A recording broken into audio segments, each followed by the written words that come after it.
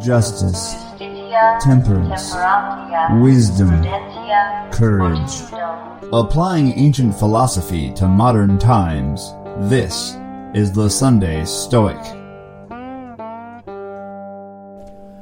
Welcome to the Sunday Stoic. This week and for the rest of the month of July 2017, we'll be looking at Epictetus.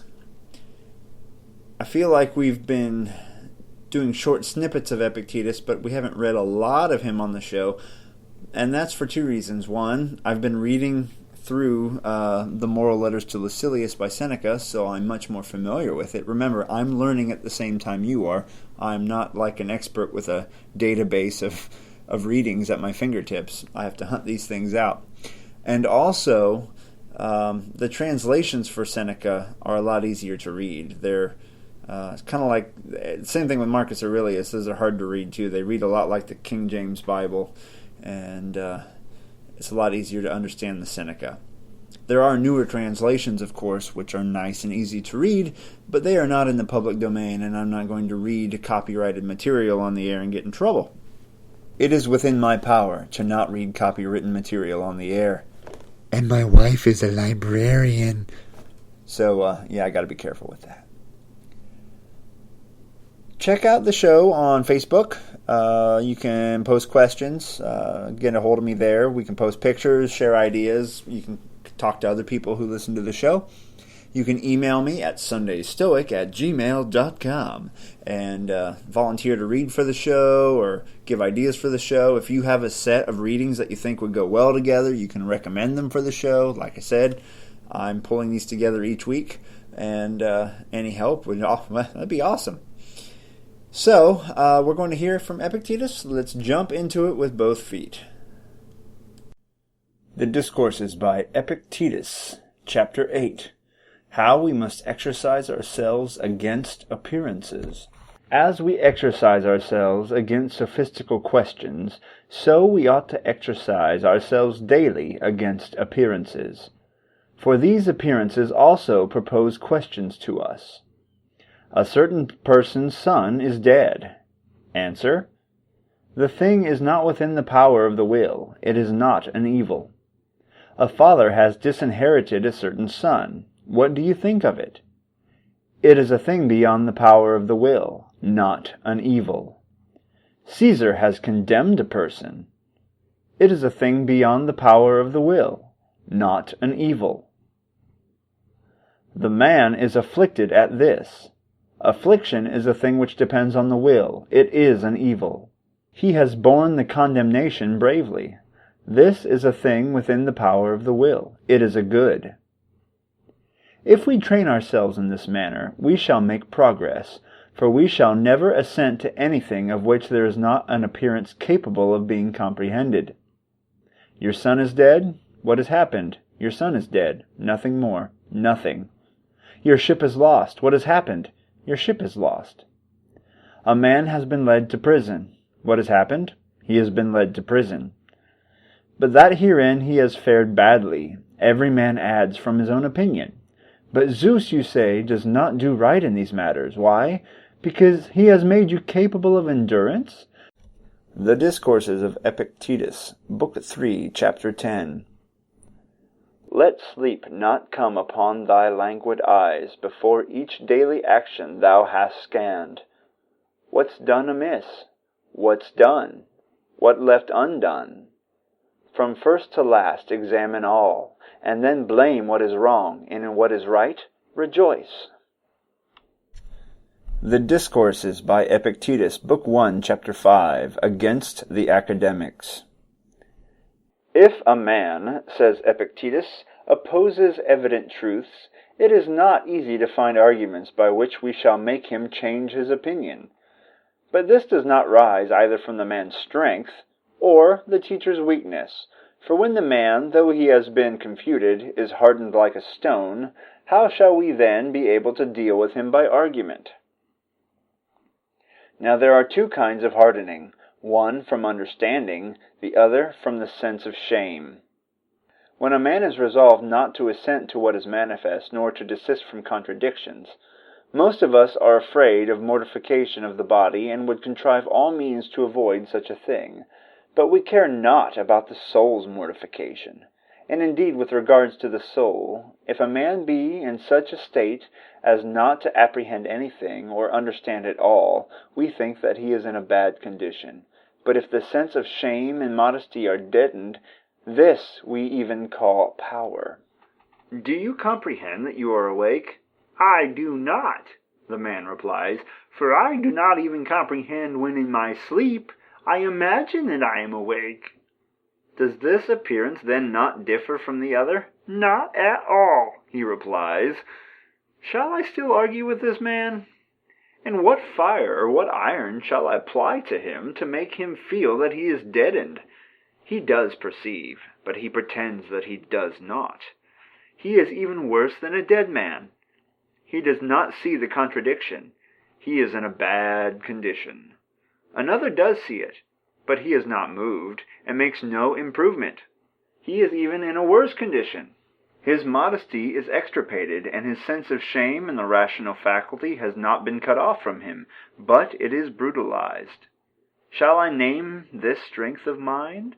Certainly not, unless we also name it such in catamites, through which they do and say in public whatever comes into their head. Epictetus is one of the hardcore Stoics. He was a slave, he lived a hard life, and I think he used Stoicism to get by being a slave. When you have zero control in your life, using these ideas would probably help prevent you from going nuts. And he continued to apply them and to teach them to free people after he was a slave. In the first reading, he gives us some pretty good advice, warning us not to put our judgments on everything. You hear something on the news, then we say, oh, that's good or bad. Or you hear about something happening, you automatically decide whether it's good or bad. And if you're thinking about these bad things all the time, that's going to affect your happiness. And if you're just applying judgments to things all the time, it's probably best to avoid. So we got to avoid giving our opinion to everything. Someone has died. Well, that happens. People die. That's not an evil. Someone is afflicted. I think what he's saying here is someone is tormented with worry. Well, that is an evil. It's your choice to be tormented with worry. You're putting your hopes into things that are out of your control, and that's wrong. You shouldn't do that. You can't control everything. So if you're putting your hopes into things you can't control and now you're getting all worried about it, that's an evil. Someone goes to jail, not really an evil. It's outside their power. We might say it's not just, and we might still try to fight it if they're in jail for the wrong reasons, right? There is some gray area there, of course. And then he also says, someone might say, well, Zeus isn't doing his job. I have this life that has too many bad things happening in it. And he says, yes, Zeus is doing his job. He gave you the power of endurance to survive all of this stuff happening to you. That's what Zeus gave you. In the next reading, he reminds us something else we should do every day. So each day we should try to avoid judging everything as good or bad unless it's something within the power of the will. Things that happen to you, death, winning the lottery, getting hit by a car, whatever.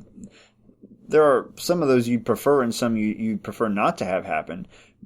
But they're not really good or evil in their own. The only things that the Stoics consider good are those things that are within your power, doing those virtuous things that we've talked about. Things that are bad are when you fail to live up to virtue, when you do things you shouldn't do. So each day, he says, reflect on your day and think of everything you said, think of everything you did, and decide, was I stoic in what I said today and what I did today? And rejoice in the things you did well, and tell yourself how you might do better when it comes to the things that you failed at. So those first two readings are daily ideas of how to be a better Stoic. Try not to add your opinion to everything. Not everything that happens is good or evil, but it's just stuff that happens. Nature happens. And it's not the things that happen to you, but how you respond to them that are good or evil. And likewise, reflect on each day to see how you lived up to this. And that way you can grow each and every day as a better Stoic. Seneca also talks about doing this. Set aside the time to write a journal. So Marcus Aurelius' book is this, right? He sat down to write a journal at the end of, the evening, reflecting on his Stoic principles. So maybe we could do this. I kind of do this on the podcast a little bit, but this is something you should consider if you're trying to grow as a Stoic. Start keeping the meditations of you, okay? Each day, jot down not just what you did and how you lived up to your principles, but little sayings that help you to remember what you're trying to be and what you're trying to emulate and to guide you and to help you grow.